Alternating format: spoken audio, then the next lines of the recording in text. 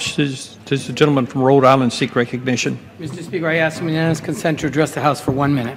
Without objection, the gentleman is recognized for 1 minute. Mr. Speaker, before I begin, I want to offer my condolences to everyone who was affected by the derailment of Amtrak Train 188 yesterday. The victims and their loved ones are in our thoughts and prayers today. This week, Mr. Speaker, is National Infrastructure Week, and I rise today to underscore the importance of a long-term reauthorization for the Highway and Transit Trust Fund so we can address the urgent responsibility to repair and rebuild our roads, bridges, ports, and transit systems. There are just 6 legislative days remaining until the expiration of the Highway Trust Fund. We're putting at risk 6,000 infrastructure projects and more than 600,000 jobs.